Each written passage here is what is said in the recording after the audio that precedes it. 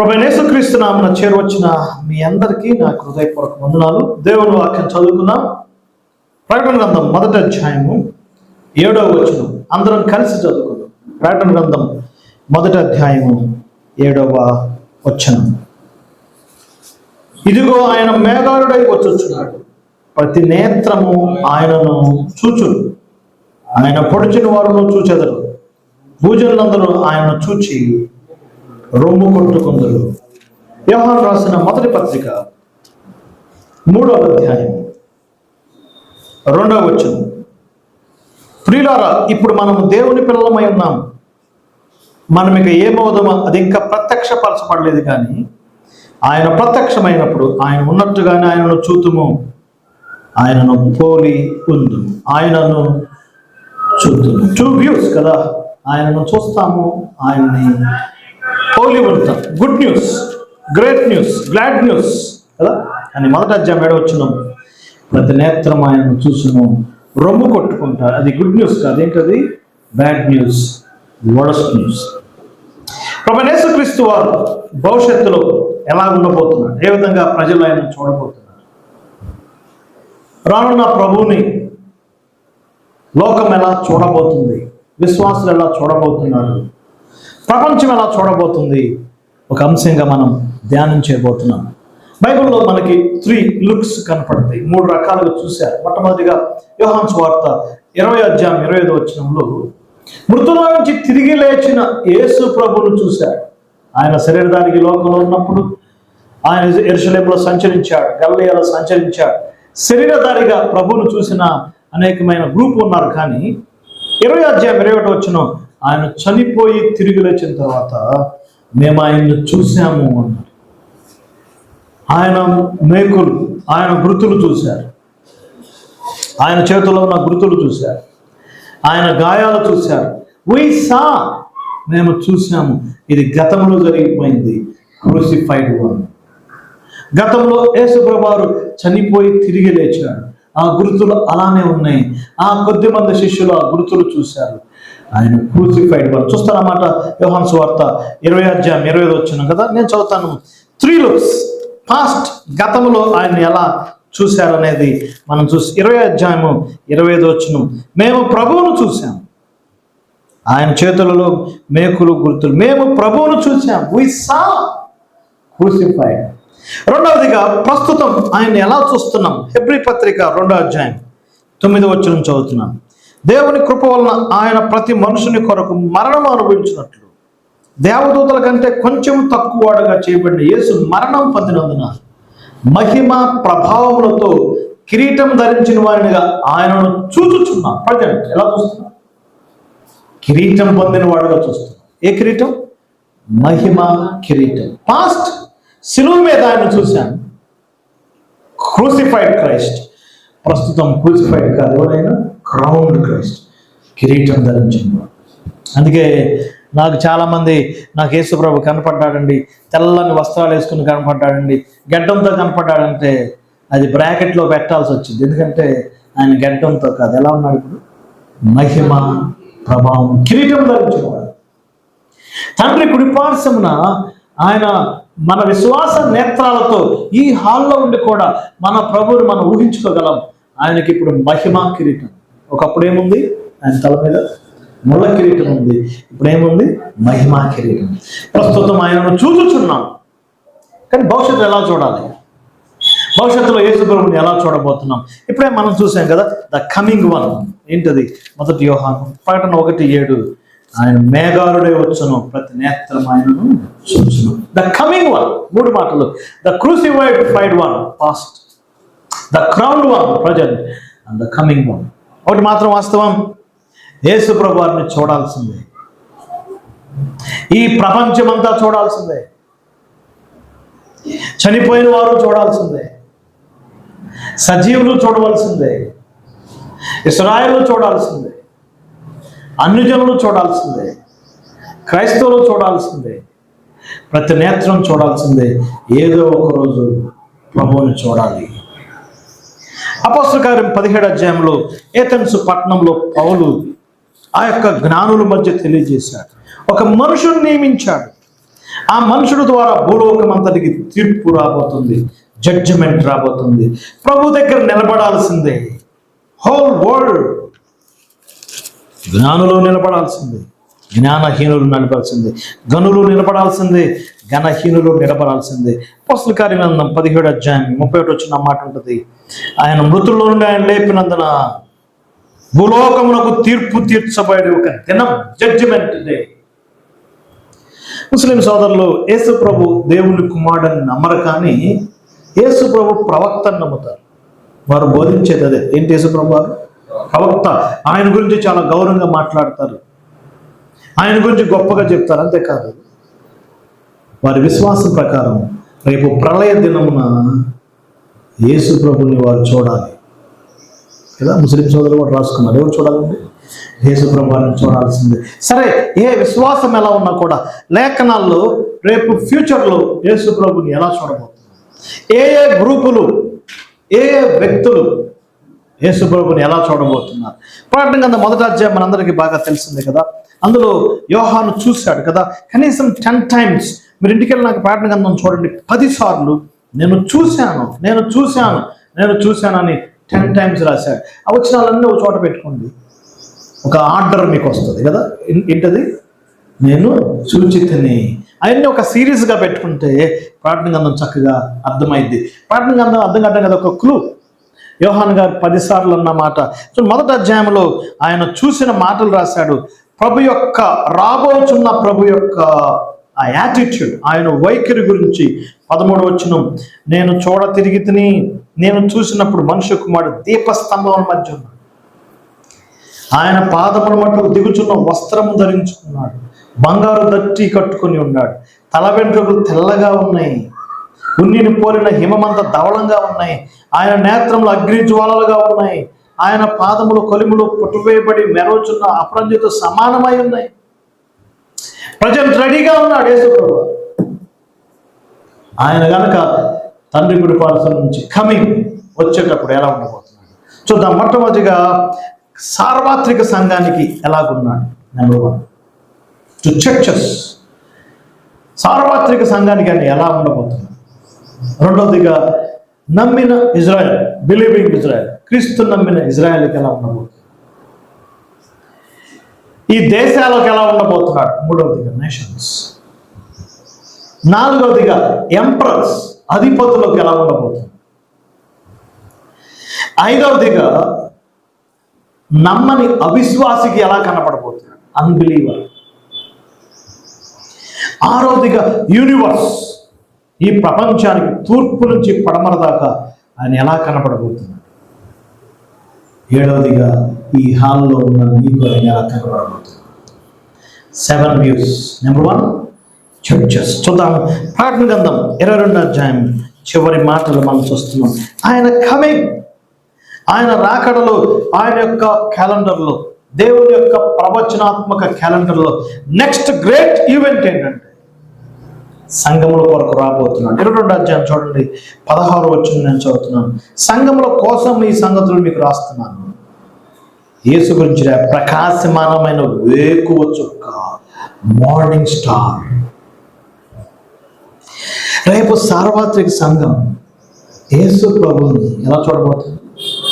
Morning star, వేకువ చుక్క. నా ఎప్పుడైనా వేకువ చుక్క. దీని స్పెషాలిటీ, సూర్యుడు ప్రతి దేశంలో కనపడతాడు కదా. అమెరికాలో కనపడతాడు, ఆస్ట్రేలియాలో కనపడతాడు, ఇండియాలో కనపడతాడు. సూర్యుడే కాదు, దానికి ముందుగా ఒక స్పెషల్ స్టార్, మార్నింగ్ స్టార్, వేకు చుక్క, అది కూడా కనపడుతుంది. దేవుడు తన ప్రోగ్రాంలో పెట్టాడు కదా. ఆదికాండం 1వ అధ్యాయంలోనే నక్షత్రాలను నియమించింది ఎవరు? ఆయనే. పేరు పెట్టాడు ఆయన. ఈ యొక్క యూనివర్స్లో ఈ ప్లానెట్స్ నిర్దేశించినప్పుడు ఈ 2 స్పెషల్గా మనకు కనపడతాయి. ఒకటి స్టార్, రెండవది సన్. ఈ మార్నింగ్ స్టార్ కదా, ఎన్నో కోట్ల స్టార్స్ ఉన్నాయి, కానీ ఇది ఒక స్పెషల్ స్టార్. ఇది తెల్లని చుక్క. 3 గంటలకి 4 గంటలకి పూర్వ దినాల్లో మన పితరులు పొలాలకు వెళ్ళినప్పుడు వాచ్లు ఉండే కాదు కదా. ఏం చూసి వెళ్ళేవాళ్ళండి? చుక్క పొడిచింది అని కదా. ఈ చుక్క హైదరాబాద్లో ఉంటుందా, విజయవాడలో ఉంటుందా? ఈ చుక్క హైదరాబాద్, ముంబైలో ఉంటుందా? చెప్పండి. ఎక్కడుంటుంది చెప్పండి. గాడ్స్ ప్రోగ్రామ్ కదా. చుక్కపడిచిందంట. హాలిడేస్ మా అందరం ఇళ్ళకి వెళ్తాం, నేటివ్ ప్లేస్కి వెళ్తాం. సమ్మర్లో మన నేటివ్ ప్లేస్ విలేజెస్లో గడుపుతాం కదండి. నైట్ టైం బయట మంచిగా బెడ్స్ వేసుకుని పండుకుని ఆకాశం వైపు చూస్తే ఎలా ఉంటుంది? తెల్లని చుక్కలు ఉంటాయి, పాల పంతలు కనపడతాయి. కానీ 3-4 ఆ టైంలో ఒక స్పెషల్ స్టార్. ఈ స్టార్ అందరికీ కనపడదు కదా. ఎవరికి కనపడింది? ఈరోజు నేను స్టార్ చూడాలి, మెలకు ఉండాలి. సూర్యుడి కోసం అందరూ చూడాల్సిన పని లేదు కదా. సూర్యుడు ఏమవుతాడు చెప్పండి? ఉదయం పూట మనం లేవకపోయినా దాని కిరణాలు ఎక్కడికి వస్తాయి? డైరెక్ట్గా కిటికీలో నుంచి మనకు వస్తాయి. సన్ కొరకు ఎదురు చూడాల్సిన పని లేదు. ఎవరి కొరకు చూడాలి? స్టార్. ఎవరికి కనపడింది? మెలుగుకున్నవారు. The alertness. సంఘముల కోసం యూనివర్సల్ చర్చెస్, సార్వత్రిక సంఘం. పెంతెకోస్తు రోజు పేతురు చెప్పిన ప్రసంగం విని 3000 మంది, ఆ 120 మంది అక్కడున్న సమూహము, ఈ 2000 years యేసు ప్రభువును సొంత రక్షణ అంగీకరించిన ప్రతి విశ్వాసి ఆ సార్వత్రిక సంఘంలో అంగమై ఉన్నాడు, మెంబర్గా ఉన్నాడు, ఆ బాడీలో మెంబర్గా ఉన్నాడు. ఆ బిల్డింగ్లో ఆ యొక్క కట్టడంలో ఒక సజీవమైన రాయిగా ఉన్నాడు. ప్రతి విశ్వాసి ఎవరు? ఆయన శరీరంలో అవయవం. ప్రతి విశ్వాసి ఎవరు? ఆయన బిల్డింగ్లో ఒక కట్టడం. ప్రతి విశ్వాసి సమూహము బ్రైడ్, సార్వత్రిక సంఘం. అందుకే 22వ మాట సంఘముల కోసం చర్చెస్. స్పెషల్గా ఎక్స్క్లూజివ్గా ఆయన యొక్క చల్లని తెల్లని వెలుగైన ఆ ప్రభు యొక్క స్వరూపం. నేను కొరకు చర్చెస్. ఏ చర్చెస్ ఇవి? సార్వత్రిక సంఘము, లోకల్ చర్చెస్.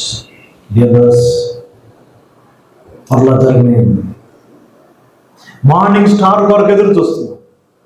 అందుకే ప్రభు చెప్పాడు, యజమానుడు ఏ జాము వస్తాడు సిద్ధంగా ఉన్నాడు. ఫస్ట్ జాము వస్తాడా?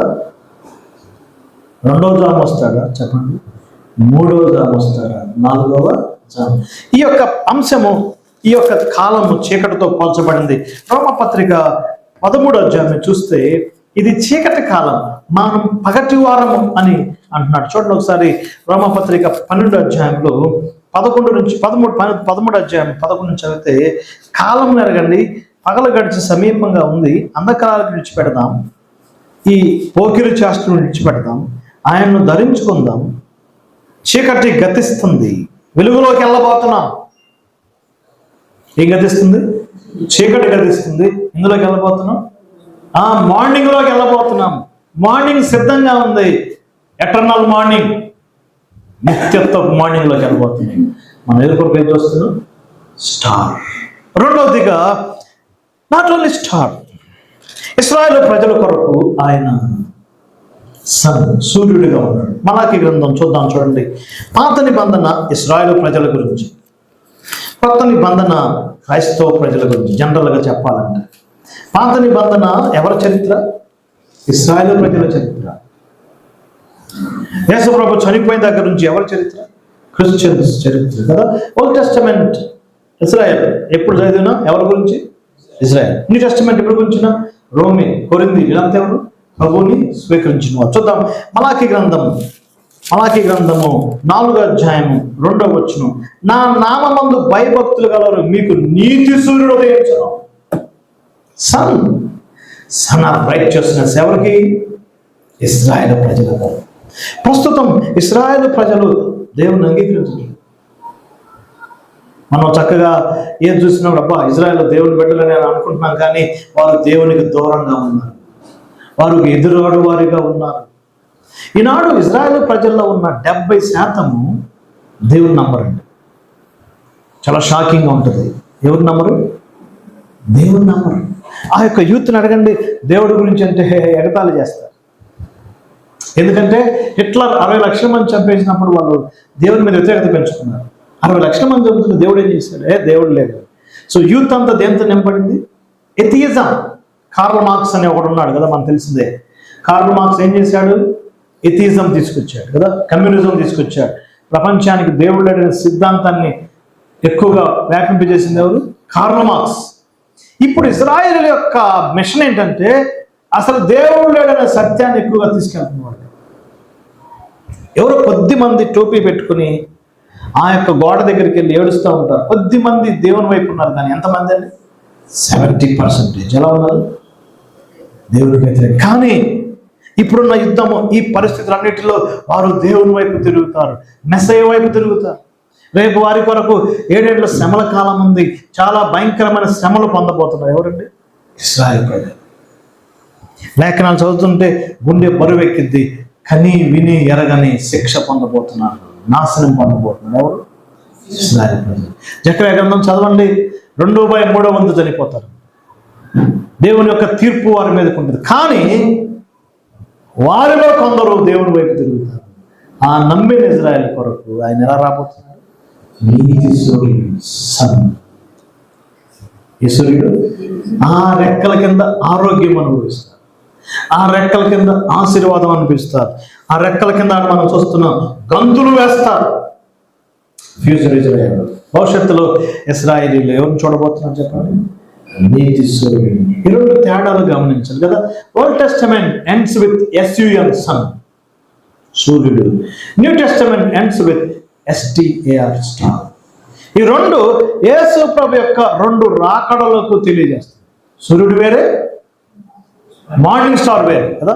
ఈ రెండింటి మధ్య ఏముంటుంది? గ్యాప్ ఉంది. ఉందా లేదా చెప్పండి? ఫస్ట్ స్టార్, తర్వాత సన్, గ్యాప్ 7 year పీరియడ్. భక్తులు స్టడీ చేశారు, ధ్యానించారు. ముఖ్యంగా బ్రదర్ అండ్ మూమెంట్లో ఈ సత్యాలు బయటకు వచ్చినాయి. అంతకుముందు ప్రపంచం ఒకటే నమ్మేది, ఒకటే రాకడ ఉంది అని నమ్మేవాళ్ళు. కానీ ఈ తేడాలు తీసుకొచ్చారు. రెండోదిగా నమ్మిన ఇజ్రాయేల్కి ఎలా ఉండబోతున్నాడు? నీతి సూర్యుడు. 3వ అధ్యాయం చూడండి. నమ్మని ఇజ్రాయేల్కి ఆయన ఎలాంటి వాడంటే అగ్ని వంటి వాడు. 3వ అధ్యాయం ఉండవచ్చు. అగ్ని వంటి వాడు, చాకలి సబ్బు వంటి వాడు. అది నమ్మని ఇజ్రాయేల్ కొరకు, అది వేరే విషయం. కానీ రెండవదిగా ఎవరి కొరకు? ఇజ్రాయేల్ కొరకు. మూడవదిగా దేశాలకు, నేషన్స్. అమెరికాకి ఎలా ఉండబోతున్నాడు? రష్యాకి ఎలా ఉండబోతున్నాడు? యూరోప్ దేశాలకు ఎలా ఉండబోతున్నాడు? యేసు ప్రభు యొక్క సెకండ్ కమింగ్ వాళ్ళకి ఎలా ఉండబోతుంది? దానియేలు గ్రంథం 2వ అధ్యాయం 34వ వచనం చదవాలి. ప్రపంచ దేశాల చరిత్ర, ప్రపంచ కూటముల చరిత్ర, ఐక్య రాజ్యాల చరిత్ర మనం చదవాలంటే తప్పనిసరిగా ఏ గ్రంథంలోకి వెళ్ళాలి? దానియేలు గ్రంథం. దానియేలు గ్రంథం 2వ అధ్యాయంలో ఎంపైర్స్ రాబోతున్న ఆ యొక్క ప్రపంచ దేశాల యొక్క చక్రవర్తుల గురించి దానియేలు గారికి దర్శన రూపంగా చెప్పబడింది. నెబుకద్నెజరుకు వచ్చిన దర్శనాన్ని వివరించాడు. 2వ అధ్యాయం అంతా మీరు చదవండి ఇంటికి వెళ్ళిన తర్వాత. ఒక గొప్ప ప్రతిమ తల ఎవరు? బబులోను సామ్రాజ్యం. ఈ యొక్క మొండెం మాదీయ పార్శిక సామ్రాజ్యం. ఈ యొక్క తొడలు ఇవన్నీ గ్రీకు సామ్రాజ్యం. కింద కాళ్ళు రోమా సామ్రాజ్యం. సామ్రాజ్యాలు ఉన్నాయా చరిత్రలో? ఒక్కొక్కటిగా దానియేలు గారు ముందే చెప్పాడు, ఎగ్జాక్ట్గా జరిగినాయి. ఆఖరికి వచ్చేసరికి 10 వేళ్ళు కనపడింది. ఇనుము రాయి కలిగిన పాదాలు, ఐరన్ అండ్ క్లే. ఇనుము మట్టి కలుస్తాయా చెప్పండి? కలుస్తాయా? ఇనుము మట్టి కలవు. పసుకన దేశాలు ఇప్పుడు అంతే కదా. అమెరికాకి నాటోకి పడట్లేదు కదా. ఒకప్పుడు ఎవరు వాళ్ళు? నాటోని స్థాపించింది ఎవరు? అమెరికన్సే. ఇప్పుడు వాళ్ళ మధ్య వాళ్ళకి ఏమొచ్చినాయి? లోకలోకలు వచ్చినాయి. అవునా కదా? దేశాలు విడిపోతున్నాయి, సామ్రాజ్యాలు విడిపోతున్నాయి.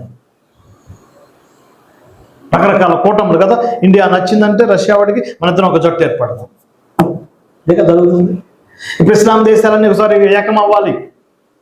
ఈ కూటములతో వచ్చిన ప్రాబ్లం ఏంటి? ఆదికాండం 11వ అధ్యాయంలో అందరూ ఏకమయ్యారు కదా. అందరూ ఏకమై ఏం కట్టారండి? బబులోను గోపురం కట్టారు. ఏకమయ్యారా లేదా? ఏకమైతే ప్రాబ్లం ఏంటి? అందరూ కలిసి ఉంటే మంచిదే కదా. అందరూ ఏకమైతే దేవుడు మర్చిపోతారు కదా. ఈ పుతిన్, ఈ చైనా వాడు, నార్త్ కొరియా కిమ్ ఉన్నాడు కదండి. వీళ్ళందరూ ఏకమై ఏం మాట్లాడుకుంటారు? దేవుడి గురించి మాట్లాడతారా? మానవ శక్తి గురించి మాట్లాడతారు? దేవుని పవర్ గురించి మాట్లాడతారా? వాళ్ళ నాలెడ్జ్ గురించి మాట్లాడతారు? ఈ కూటములు దేవుని శక్తికి వ్యతిరేకం. రేపు కూటములు రాబోతున్నాయి. యాంటీ క్రైస్ట్ కూటమి రాబోతుంది. యాంటీ క్రైస్ట్ యాలిస్ రాబోతుంది. చూద్దాం 2:34 వచ్చిన చేతి సహాయం లేకుండా తీయబడిన రాయి. ఆ రాయి ఎవరో కాదు, మన ప్రభు అయిన యేసు. స్మాషింగ్ స్టోన్, అన్య దేశాలకు తుత్తినిలుగా చేసే స్టోన్గా రాబోతుంది కదా. ఏమవుతుంది? అండ్ స్మాషింగ్ స్టోన్ కదా.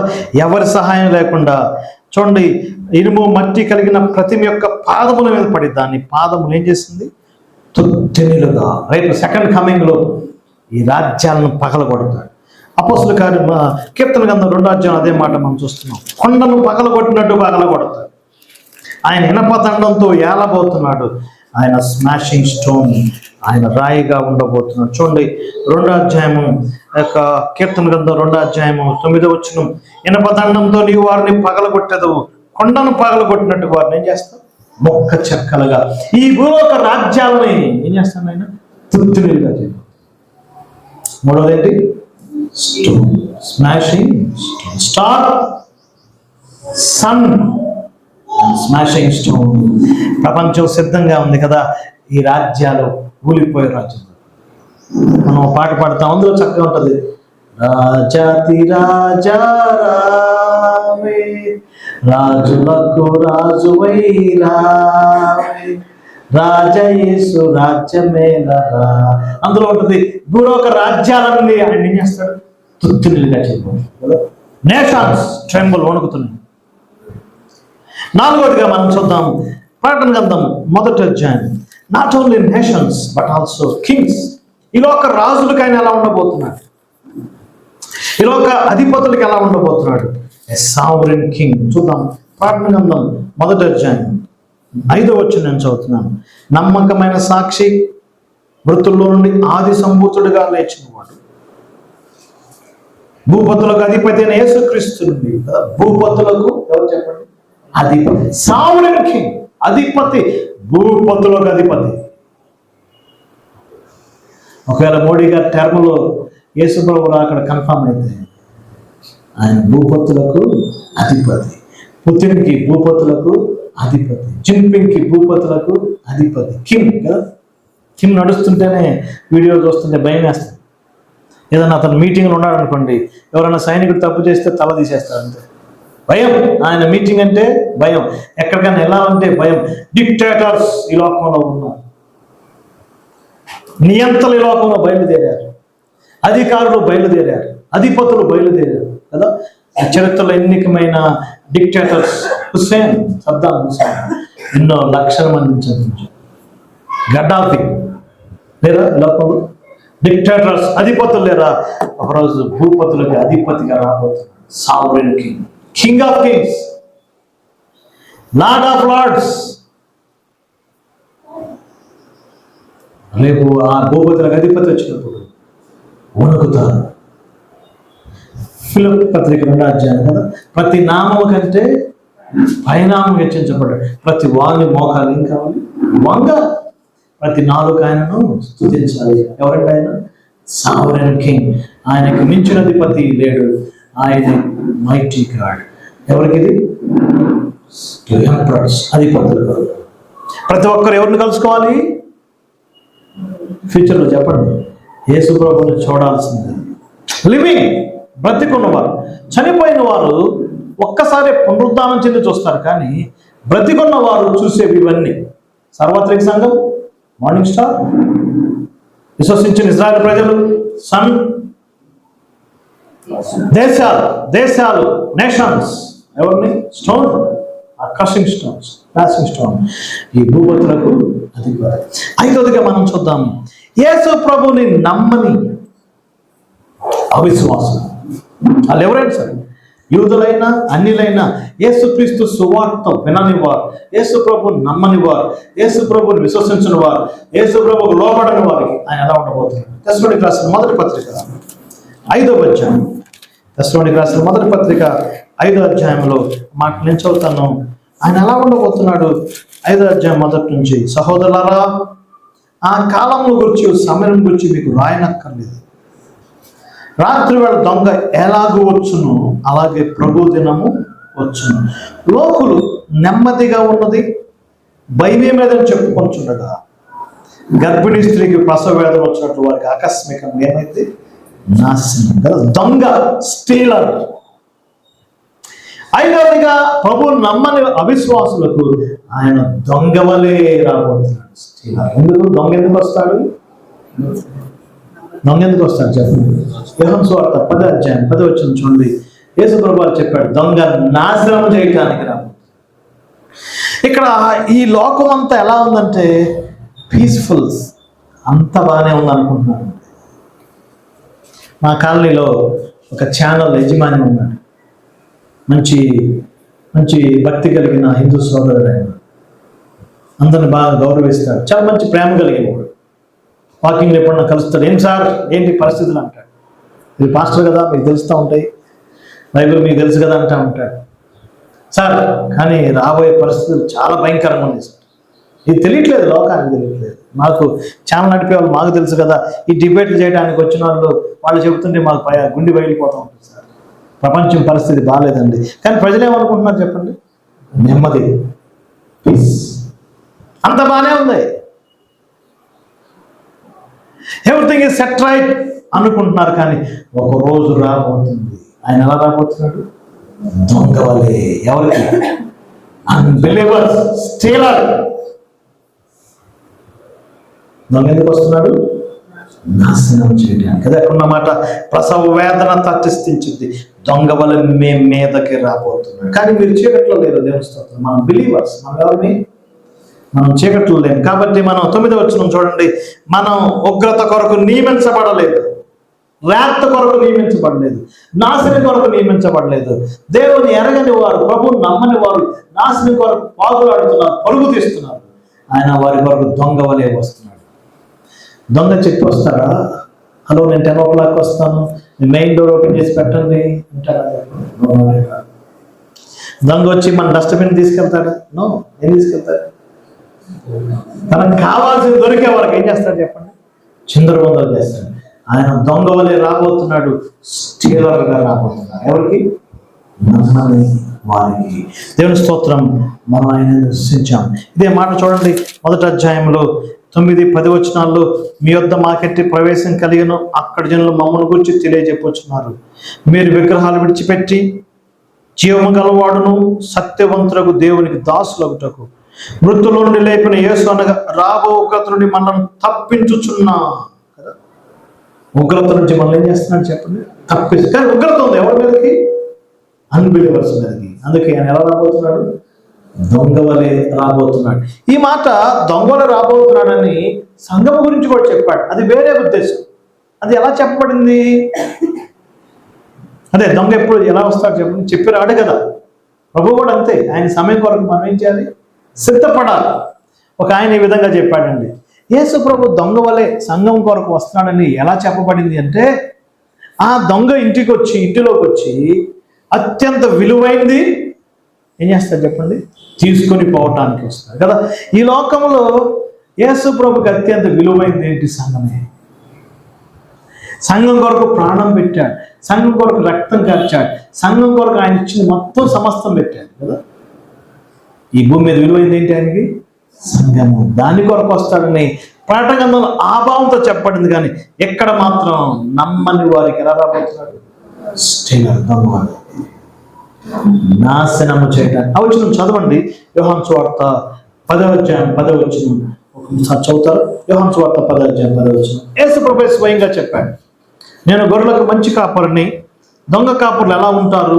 మంచి కాపరికి దొంగ కాపరికి మధ్య ఉన్న తేడాలు చాలా స్పష్టంగా యేసు ప్రభువు అర్థమయ్యేటట్టు చెప్పాడు. 10వ అధ్యాయం 10వ వచనం చూడండి. దొంగతనమును, హత్యను, నాశనం, హత్య, ఏం చెప్పండి? 3 చెప్పాడు.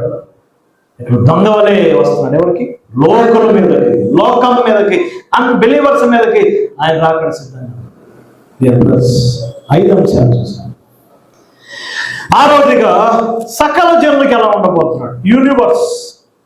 2 మాటలు దీని గురించి రాయబడ్డాయి. ప్రకటన 1:7 ఇందాక మనం చదువుకున్నాం. ఆయన మేఘారుడై వచ్చాడు, ప్రతి నేత్రమైనను చూచును. ఆయన చూసుకుని ఏం చేస్తారు? రొమ్ము కొట్టుకుంటారు. మత్తయి సువార్త 24వ అధ్యాయంలో యేసు ప్రభు వారు చెప్పాడు, రేపు ఆయన యొక్క సెకండ్ కమింగ్.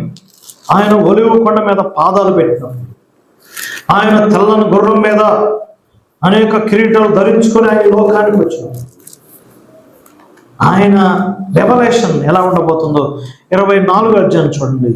24వ అధ్యాయం 27వ వచనం.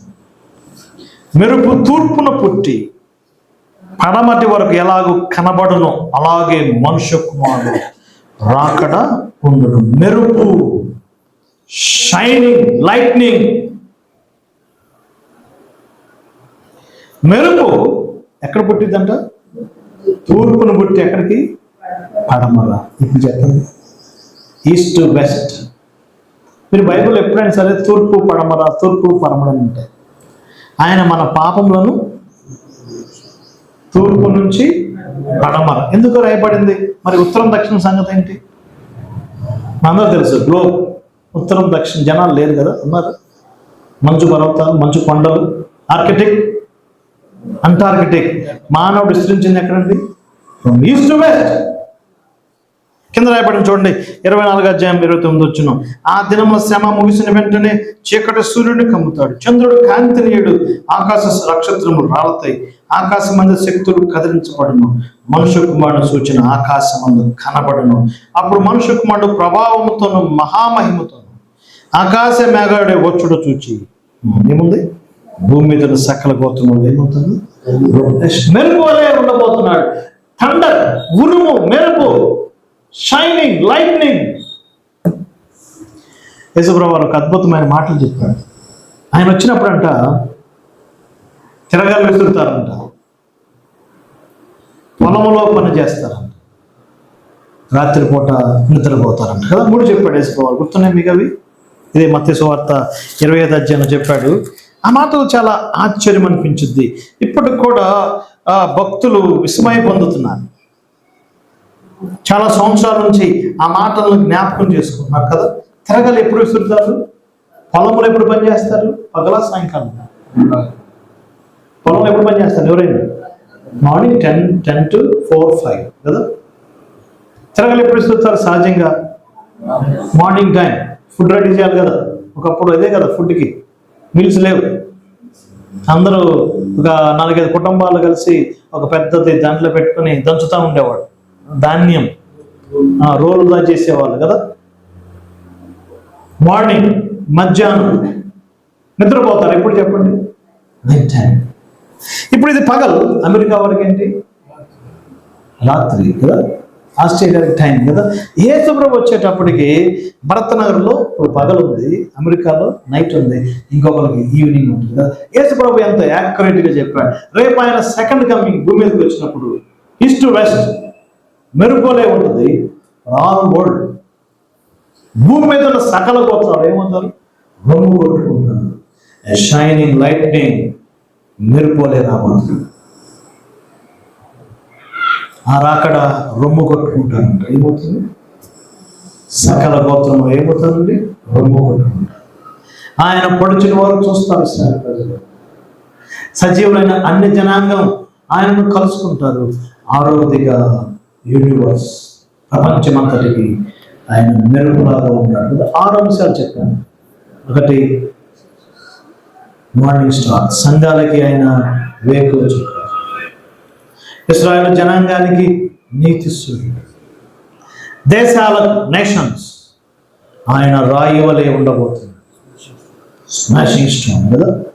ఆయన అధిపతులకు ఎలాంటి వాడు? భూపతులకు అధిపతి, సావరెన్ కింగ్. నమ్మని అవిశ్వాసులకు ఎవరండి? నాశనం చేసే స్టీలర్ దొంగ. 6వదిగా యూనివర్స్, సెకండ్ కమింగ్. అక్కడ గొప్ప మాటలు చెప్పాడు. అవి చాలా శ్రేష్టమైనవి. అక్కడ పీనుగులు కనపడతాయి కదా. 24వ అధ్యాయము 28వ వచనం మత్తయి సువార్త. పీనుగు ఎక్కడున్నో అక్కడ గద్దలు వధ కలిగిద్ది, నాశనం కలిగిద్ది. ఇవన్నీ బాగానే ఉండే కానీ ఇండివిజువల్గా మరి నీకు నాకు ఆయన ఎలా ఉండబోతుంది? లేఖనాలు స్పష్టంగా తెలియజేస్తున్నాయి. 7వదిగా తెస్సలోనికి రాసిన మొదటి పత్రిక 4వ అధ్యాయం 14వ వచనం. అపోస్తులైన పౌలు ఒక మిస్టరీ, మొదటి శతాబ్దంలో కొత్తగా ఏర్పడిన సంఘాలకి ఆయన అనేకమైన అంశాలు తెలియజేశాడు. అందులో తెస్సలోనిక సంఘానికి ఆయన రాసిన 2 పత్రికలు చాలా శ్రేష్టమైనవి. ఈ 2 పత్రికలు ఆయన యొక్క రాకడ గురించి చెప్పబడ్డాయి. ముఖ్యంగా మొదటి పత్రిక సంఘం యొక్క ఎత్తవటం 4వ అధ్యాయం 14 వచనం చదువుతున్నాను. యేసు ప్రభు మృతి పొందిన తిరిగి వచ్చి నమ్మినడగా ఆయన వస్తాడు. మేము ప్రభు మాటను బట్టి చెప్తున్నది ఏమనగా, ప్రభు రాకడ వరకు సజీవమైన మనము ఆర్భాటముతోనూ ప్రధాన దూత శబ్దంతో దేవుని పోరుతోనూ ప్రభువు దిగి వచ్చును. మనకి ఎలా కనపడతాడు? Sounding lord, shouting lord. What a wonder, what a moment. మనకి ఎలా కనపడుతున్నాడు చెప్పండి? ఆర్భటించే ప్రభు కేకలు వేసుకుంటా వస్తాడు. ఎలా? Sounding and shouting. యేసు ప్రభు ఈ లోకం ఉన్నప్పుడు కేకలు వేయలేదా? యోహాను సువార్త 7వ అధ్యాయంలో ఆ పండగ చివరి దినాన ఆయన పెద్దగా కేక వేశాడు. నా యందు విశ్వాసం ఉంచి వాడు కడుపులో లేకపోతే జీవజల నదులు పారు. షౌటెడ్. లాజరు సమాధి దగ్గరికి వెళ్ళి ఏం చేశాడు చెప్పండి? లాజరు బయటికి రా, కేక వేశాడు. వేయలేదా? సిలువలో వేసాడో చెప్పండి? 7 cries. అందులో ఒకటి, నా దేవా నా దేవా నన్ను ఎలా చేయి. Shouting, crying. ఇప్పుడు ఆ క్రై కాదు, వెరీ సూన్ ఆర్భాటముతో ప్రధాన శబ్దంతో పరలోకం నుంచి ప్రభు shout, the shouts of joy, ఆర్భాటముతో ఉత్సాహంతో రాబోతుంది. మనం కలుసుకునే ప్రభు ఎలాంటి వాడు? Shouting lord, sounding lord. భక్తులు ఇలా చెప్పాడు, నా మాట నా జాగ్రత్తగా, నేను గుర్తుల కొరకు ఎదురు చూడట్లేదు, శబ్దం కొరకు ఎదురు చూస్తున్నాను. గుర్తులు అంటే ఏంటి? జనం మీదకి జనం, రాజ్యం మీదకి రాజ్యం, అక్రమం విస్తరించాలి, ఇంకా పాపం పండాలి, ఇంకా జరగాల్సింది చాలా ఉండే. నేను గుర్తుల కొరకు చూడట్లేదు. గుర్తులు కాదు, ఏంటండి? శబ్దం, స్వరం, ఆర్భాటం కొరకు ఎదురు చూస్తున్నాను. Not for science. సైన్ అంటే ఏంటి? గుర్తులు. బట్ సన్, దేవుని కుమారుడు. చూడండి, ఇదే తెస్సలోనిక పత్రిక 1వ అధ్యాయం 9వ వచనం నేను చదువుతున్నాను. మీ యొద్ద మాకెట్టి ప్రవేశము కలిగెను, అక్కడ జనులు బొమ్మను గురించి తెలియజెప్పుచున్నారు. మరియు మీరు విగ్రహములు విడిచిపెట్టి జీవము గలవాడును సత్యవంతులకు దేవునికి దాసులొకటకు దేవుడి గొంతు నుండి లేపిన యేసు అనగా రాబో కొలత నుండి మనం తప్పించుచున్న ఆయన కుమారుడైన యేసు కదా. ఆయన కుమారుడైన యేసు ఎక్కడి నుంచి వస్తాడు? పరలోకం నుండి వచ్చునని ఏం చేస్తున్నామండి? We're waiting for sun. ఏ sun? SO, not sign. Sign అంటే ఏంటి? గుర్తులు. నా గుర్తులు దేవుడు కావాలి, నాకు సౌండ్ కావాలి. ఇంకొక మాట చూద్దాం, మనం ఎలా ఉండబోతున్నాం, ఎలా కలుసుకోబోతున్నాం. యోహాను రాసిన మొదటి పత్రిక 3వ అధ్యాయం 3వ వచనం. ఇందాక 3వ అధ్యాయం 2వ వచనం చదువుతున్నాం. ఆయన వచ్చినప్పుడు ఆయనను చూస్తాము, ఆయనను పోలి ఉంటాము. 3:2 చదువుతున్నాము. ప్రియులారా, ఇప్పుడు మనము దేవుని పిల్లలమై ఉన్నాము. మనం ఇక ఏమవుతామో అది ఇంకా ప్రత్యక్షపరచబడలేదు, కానీ ఆయన ప్రత్యక్షమైనప్పుడు ఆయనను చూస్తాము, ఆయనను పోలి ఉంటాం. ఆయనను చూస్తాం, ఆయన యొక్క మహిమను చూస్తాం. ఆశ్చర్యం ఏంటంటే ఆయనను పోలి ఉంటాం అంటారు కదా. ఎవరిలోకి మారిపోతాం అమ్మా? ఎవరిలోకి మారిపోతాం? ప్రభు స్వరూపంలోకి మారిపోతాం. ఈ లోకంలో ప్రస్తుతం మూలుగుతున్నాం, ఈ శ్రమలు కష్టాలతో మూలుగుతున్నాం, ఈ అప్పులు అనారోగ్యంతో మూలుగుతున్నాం, కానీ ప్రభు రాబోతున్నాం, ఆయన పోలి ఉంటాం. ఈ దీన శరీరం ఏం కాబోతుంది? మహిమ శరీరం కాబోతుంది. ఫిలిప్పీ పత్రిక 3వ అధ్యాయం 20వ వచనం చదువుతున్నాను. మన పౌరస్థితి పరలోకమందు ఉంది, అక్కడ నుండి ప్రభువైన యేసుక్రీస్తును రక్షకుని నిమిత్తం మనం ఏమవుతున్నాం? కనిపెట్టుకుని ఉన్నాం. 3:20లో ఆయన మహిమ గల శరీరంగా మారబోతుంది. Very sound, sounding lord, splendour lord. మహిమపరచబడిన ప్రభు కొరకు చూస్తున్నాం, మనం చూస్తున్నాం. ఇండివిజువల్గా చూడబోతున్నాం. ఎవరు? యేసు ప్రభు ఎవరైతే చనిపోయి తిరిగి లేచారు నమ్ముతున్నారు వారు చూడబోతున్నారు. 7 రకాల వ్యూస్ కదా లేఖనాల్లో చెప్పబడ్డాయి. ఆయన నమ్మని వారు ఒకటి దొంగ వలె రాబోతున్నారు. దేని కొరకు? నాశనం. ఎలాగ వస్తాడు చూడండి ఒకసారి. తెస్సలోనికీయులకు రాసిన 2వ పత్రిక 1వ అధ్యాయం 6వ వచనం. ఆయన అగ్ని జ్వాలల్లో ప్రత్యక్షమవుతాడు. ఫైర్. ఈ జ్వాలలు అగ్ని జ్వాలల్లో ప్రత్యక్షం. ఎవరి కొరకు? దేవుని ఎరగని వారికి, సువార్తకు లోబడని వారికి ఏం చేయడానికి? ప్రతిదండన. Fire, furious. యేసు ప్రభు యొక్క ప్రత్యక్షత ఫైర్. మనకి ఫైర్ కాదు, మనకి గ్లోరీ, మహిమతో రాబోతుంది. నేను మిమ్మల్ని ప్రశ్న అడుగుతాను, చెప్పండి. బైబిల్లో మొట్టమొదటిగా అగ్ని గురించి ఎక్కడ రాయబడి? ఫైర్. అగ్ని ఎక్కడ రాయబడి? ఫైర్. అగ్ని గురించి లేఖనాల్లో బైబిల్లో ఫస్ట్ టైం ఫైర్ గురించి ఎక్కడ చూస్తాను? బైబిల్లో అగ్ని గురించి లాస్ట్గా ఎక్కడ చూస్తాను? ఆశ్చర్యపోతాం కదా. ఎక్కడ చూస్తాం తెలుసా? 3వ అధ్యాయం, ఆదికాండం 3వ అధ్యాయంలో అగ్ని జ్వాలలో ఖడ్గాన్ని పెట్టాడు కదా. ఫైర్. దేన్ని బట్టి? అవిధేయతను బట్టి ఆదామవ్వలు బయటికి తోలివేయబడ్డారు. ఆ ఏదైనా నుంచి, ప్యాలెస్ నుంచి తోలివేయబడ్డారు. ఫైర్. బైబిల్లో ఆఖరి అగ్ని ఎక్కడ రాయబడింది? ప్రకటన గ్రంథం 20వ అధ్యాయం చివరి వచనం చూడండి. ఎవని పేరును జీవ గ్రంథమందు రాయబడనట్టు కనబడిన ఎడల వాడు అగ్ని గంధకాలు ఉన్నారు. ఎక్కడికి? ఫైర్. 3వ అధ్యాయము అటు నుంచి 3వ అధ్యాయం బ్యాలెన్స్ అయిందా లేదు కదా? 3వ అధ్యాయం కదా, అటు నుంచి ఎన్నో అధ్యాయం? 3వ అధ్యాయం. ఎవరికి ఇది? నమ్మని వారికి అగ్ని జ్వాలలో ప్రత్యక్షం జరుగుతుంది. ఈ సత్యాన్ని లోకాన్ని తెలియచారు. ఆయన రాకడ సమీపంలో ఉంది. ఒకటి మాత్రం వాస్తవం, క్రీస్తుని కలవాల్సిందే కదా. ఈ లోకం ఏం కావాలి? ఆయనను చూడాలి. 3 రకాల లుక్స్. ఒకటి, గతంలో క్రూసిఫైడ్ క్రైస్ట్, సిలువేయబడి చనిపోయి తిరిగి వచ్చిన యేసును చూశారు. రెండవదిగా క్రౌన్డ్ క్రైస్ట్. ఇప్పుడు ఎవరైనా కిరీటం ధరించిన వాడిని చూస్తున్నాం. క్రౌన్డ్ కాదేంటి? Coming one. What a picture. మన ప్రభు మన కొరకు రాబోతున్నాడు. ఆయన కొరకు మనం సిద్ధపడదాం. ఎనీ మూమెంట్ ప్రభు యొక్క ప్రణాళికలో నెక్స్ట్ క్యాలెండర్లో నెక్స్ట్ ఈవెంట్ ఏంటంటే ఆయన సంఘముల కోసము రావడం. అందుకే 3 సార్లు ఆ మాట పలికాడు, నేను త్వరగా వచ్చుచున్నాను. దేవుడి వాక్యాన్ని దీవించింది.